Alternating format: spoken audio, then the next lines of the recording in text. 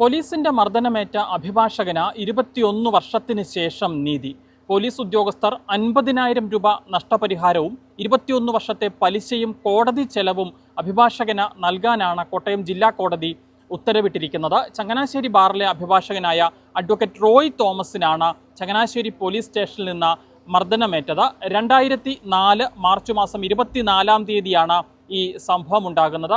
പള്ളിയുമായി ബന്ധപ്പെട്ട ഒരു പരാതി എതിർകക്ഷികളുമായി സംസാരിച്ച് പരിഹരിക്കുന്നതിന് വേണ്ടിയിട്ടാണ് പള്ളിയുടെ പ്രതിനിധിയായി അഡ്വക്കേറ്റ് റോയ് തോമസ് അന്ന് ചങ്ങനാശ്ശേരി പോലീസ് സ്റ്റേഷനിലെത്തിയത്. അവിടെ എത്തിയ സമയത്ത് അന്നത്തെ SI ആയിരുന്ന K ശ്രീകുമാർ ഈ അഭിഭാഷകനോട് വളരെ മോശമായി സംസാരിക്കുകയായിരുന്നു. ഇതോടെ ഇനി തനിക്ക് ചർച്ചയ്ക്ക് താല്പര്യമില്ല എന്നറിയിച്ചുകൊണ്ട് SIയുടെ ക്യാബിനിൽ നിന്ന് പുറത്തേക്ക് ഇറങ്ങിപ്പോയ അഭിഭാഷകനെ SIയുടെ നിർദ്ദേശപ്രകാരം എത്തിയ പോലീസ് ഉദ്യോഗസ്ഥർ റോഡിൽ നിന്ന് തിരികെ പിടിച്ചുകൊണ്ടു പോവുകയും സ്റ്റേഷനിലെത്തി മർദ്ദിക്കുകയുമായിരുന്നു. ഈ സംഭവത്തിലാണ് 21 വർഷക്കാലത്തോളം പോലീസിനെതിരെ നിയമ പോരാട്ടം നടത്തി അഡ്വക്കേറ്റ് റോയ് തോമസ് തനിക്ക് അനുകൂലമായ ഒരു വിധി സമ്പാദിച്ചിരിക്കുന്നത്.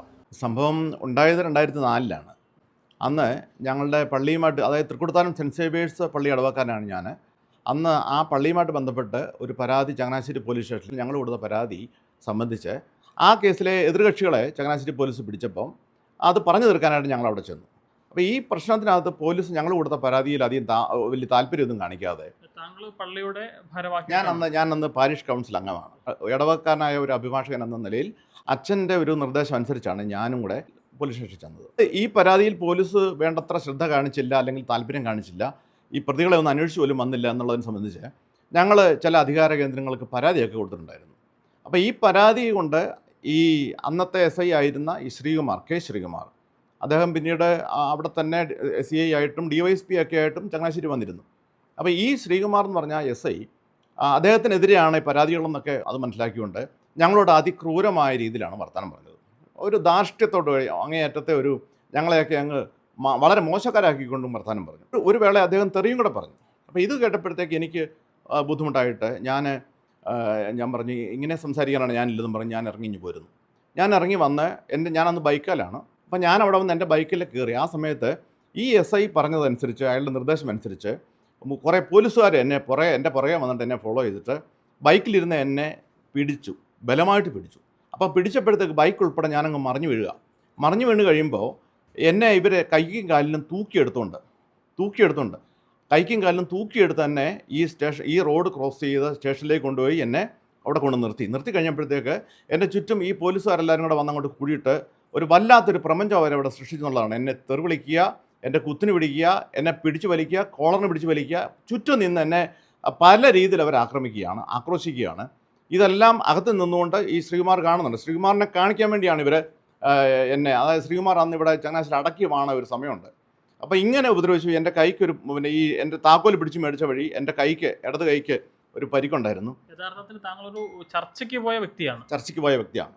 ഈ പ്രശ്നം പറഞ്ഞു തീർക്കാനായിട്ടുള്ള ഒരു വഴി കണ്ടെത്താനായിട്ട് പോലീസുകാരെ സഹായിക്കാൻ ചെന്ന ആളാണ് ഞാൻ. പരാതിക്കാരനുമല്ല, എതിർകക്ഷിയല്ല.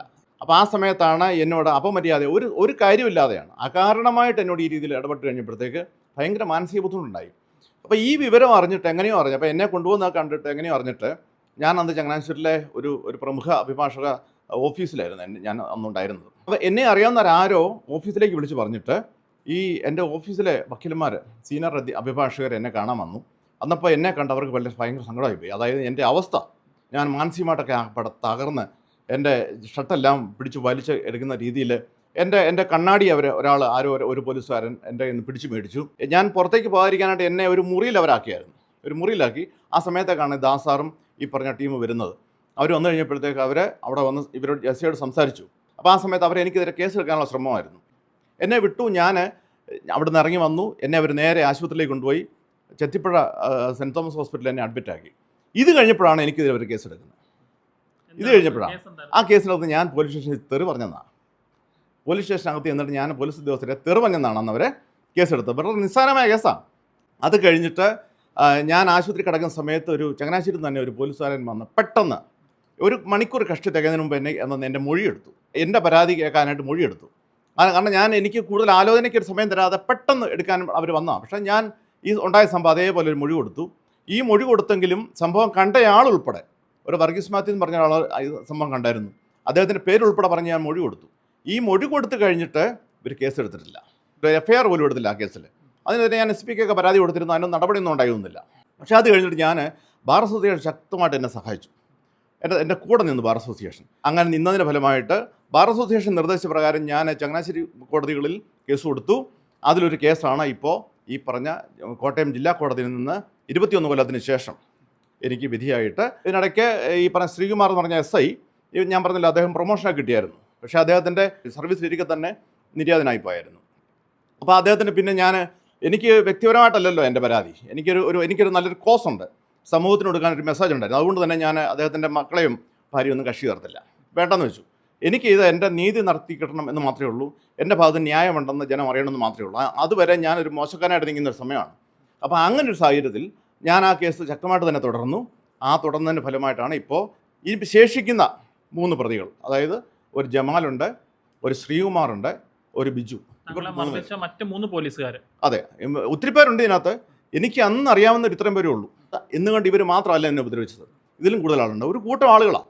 അപ്പോൾ അങ്ങനെ ഒരു വിധി ഉണ്ടായി എന്നുള്ളൊരു സന്തോഷമുണ്ട്. 50,000 രൂപ മാത്രമല്ല, അത് ഈ 2004 മുതലുള്ള എൻ്റെ കോടതി കേസ് നടത്തിപ്പിൻ്റെ ചെലവുകൾ, ചങ്ങനാശ്ശേരി കോടതിയിലുണ്ട്, കോട്ടയം മുനിസിപ്പൽ കോടതി, അത് കഴിഞ്ഞിട്ട് ജില്ലാ കോടതി, ഈ നടത്തിപ്പിൻ്റെ മുഴുവൻ ചെലവുകൾ, അതേപോലെ തന്നെ ഇതിൻ്റെ പലിശ ഉൾപ്പെടെ ആ കാലം മുതലുള്ളത് ഈടാക്കിയെടുക്കാനായിട്ട് അനുവദിച്ചുകൊണ്ടാണ് കോടതി വിധിയായിരിക്കുന്നത്. വർഷങ്ങളോളം നിയമ പോരാട്ടം നടത്തി താങ്കൾക്ക് നീതി കിട്ടിയിരിക്കുകയാണ്. തീർച്ചയായിട്ടും നീതി കിട്ടി. 21 കൊല്ലത്തിന് ശേഷം എനിക്ക് നീതി കിട്ടി.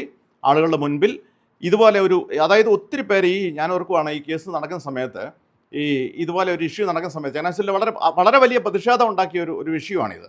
ബാർ അസോസിയേഷൻ ശക്തമായ പിന്തുണയും. ആ സമയത്ത് ചങ്ങനാശ്ശേരിക്കാരായിട്ടുള്ള ഒത്തിരിയധികം ആളുകൾ, പ്രത്യേകിച്ച് ഓട്ടോറിക്ഷ തൊഴിലാളികൾ, ഇവരെന്നോടൊന്ന് പറയുമായിരുന്നു, ഞങ്ങളുമൊക്കെ ഒത്തിരി ഉപദ്രവം ഏറ്റുവാങ്ങിയിട്ടുള്ളവരാണ്, പക്ഷേ ഞങ്ങൾക്കാർക്കും ഇയാൾക്കെതിരൊന്നും ചെയ്യാൻ കഴിഞ്ഞിട്ടില്ല. വക്കീൽ സാറെങ്കിലും ഇത് വിടരുത്, പിന്തുടരണം, പരമാവധി ചെയ്യാൻ പറ്റുന്നത് ചെയ്യണം എന്നോട് പറയുമായിരുന്നു. അത് ഭയങ്കര പ്രചോദനമായിരുന്നു എനിക്ക്. അപ്പോൾ അതൊക്കെ കൊണ്ട് പിന്നെ എനിക്ക് എൻ്റെ മാതാപിതാക്കളുടെ വിഷമം, എൻ്റെ 2 പിഞ്ചു കുഞ്ഞുങ്ങൾ, എൻ്റെ ഭാര്യ, ഇവരുടെയൊക്കെ വിഷമം. ഞാൻ ഒരു നല്ല കാര്യത്തിന് വേണ്ടി വീട്ടിൽ നിന്ന് രാവിലെ ഇറങ്ങിയിട്ട് അവിടെ ചെന്നിട്ട് വൈകിട്ട് എൻ്റെ ഭാര്യ സ്കൂളിൽ നിന്ന് തിരിച്ചു വരുമ്പോഴത്തേക്ക് പത്രവാർത്ത, അന്നത്തെ ഈ ദീപിക ടാബ്ലോയിഡ് പത്രം ഉണ്ടല്ലോ, രാഷ്ട്രദീപിക, ഈ പത്രത്തിൽ വന്ന വാർത്ത വായിച്ച് കേട്ടിട്ട് ആ വാർത്ത അനുസരിച്ച് നേരെ ആശുപത്രിയിലേക്ക് എന്നെ കാണാൻ വരുന്നത്. വിഷമം വല്ലതും ഉണ്ടെന്ന് ചിന്തിക്കണം. ഏതെങ്കിലും ഘട്ടത്തിൽ ഈ അന്നത്തെ SI ആയിരുന്നു ശ്രീകുമാർ ഈ ഒരു കേസ് ഒത്തുതീർപ്പാക്കുന്നതിന് വേണ്ടി താങ്കളെ സമീപിച്ചിട്ടുണ്ട്? തീർച്ചയായിട്ടും പല പ്രാവശ്യം വന്നിരുന്നു. പല പ്രാവശ്യം പലരും മുഖേന എനിക്ക് വന്നിരുന്നു. ചങ്ങനാശ്ശേരി അഭിഭാഷകർ, ഞാൻ ബഹുമാനിക്കുന്ന ചില ആളുകളായിട്ടും ഇദ്ദേഹം നേരിട്ട് വന്നിരുന്നു. ഇദ്ദേഹത്തിന് IPS മുമ്പോട്ട് പോകാനായിട്ട് എന്തോ ഈ കേസോടെ തീർത്താലേ പറ്റുള്ളൂ എന്നൊക്കെയാണ്. പക്ഷേ ഞാൻ അന്നേരം ഒരു സ്റ്റാൻഡ് എടുത്തു, ഞാൻ ഈ കേസുമായിട്ട് തന്നെ മുമ്പോട്ട് പോകും. എനിക്ക് നഷ്ടപരിഹാരമൊന്നും ഈ ധാരണയിൽ വേണ്ട, അല്ലെങ്കിൽ മറ്റു ധാരണകളിലൊന്നും എനിക്ക് ഉണ്ടാകണ്ട, കോടതിയിൽ നിന്ന് എനിക്ക് നീതി കിട്ടണം. അതിനുവേണ്ടി തന്നെ സ്റ്റാൻഡിൽ തന്നെ ഞാൻ നിന്നു. ഒരു വക്കീൽ എന്ന നിലയിൽ എനിക്കുള്ളൊരു ദൗത്യമുണ്ട്. എൻ്റെ കക്ഷികളുടെ കാര്യം ചെയ്തു കൊടുക്കുന്ന പോലെ തന്നെ എനിക്ക് ഒരു അതിക്രമം ഉണ്ടായാൽ അതിനോട് എങ്ങനെ പ്രതികരിക്കാനായിട്ട് പറ്റും എന്ന് ജനത്തിന് കാണിച്ചു കൊടുക്കാനുള്ള ഒരു ബാധ്യതകളുണ്ട്. അത് ഞാൻ നിറവേറ്റുക എന്നുള്ളതായിരുന്നു എൻ്റെ ദൗത്യം. അത് ഞാൻ ചെയ്തിരിക്കുന്നു. അന്ന് ഈ സംഭവം നടക്കുന്ന സമയത്ത് SI ആയിരുന്ന ശ്രീകുമാർ അന്തരിച്ചതിനാൽ ബാക്കിയുള്ള പോലീസുകാർ ചേർന്ന് ഈ നഷ്ടപരിഹാരം നൽകാനാണ് ഇപ്പോൾ കോടതി ഉത്തരവായിരിക്കുന്നത്. ഈ കേസ് മുൻപോട്ട് പോകുന്ന പല ഘട്ടത്തിലും കേസ് ഒത്തുതീർപ്പാക്കണമെന്നാവശ്യപ്പെട്ടുകൊണ്ട് SI ആയിരുന്ന K ശ്രീകുമാർ ഈ അഭിഭാഷകനെ സമീപിച്ചതാണ്. പക്ഷേ ഒരു ഒത്തുതീർപ്പിനും താനില്ല എന്ന് പറഞ്ഞുകൊണ്ട് അദ്ദേഹം മുന്നോട്ട് പോവുകയായിരുന്നു. ആ കേസിലാണ് ഇപ്പോൾ അദ്ദേഹത്തിന് അനുകൂലമായ ഒരു വിധി കോടതിയുടെ ഭാഗത്തു നിന്ന് ഉണ്ടായിരിക്കുന്നത്. കോട്ടയം ചങ്ങനാശ്ശേരിയിൽ നിന്നും അരുൺ മലയിലിനൊപ്പം Rahul Irumpukuzhi, focus news TV.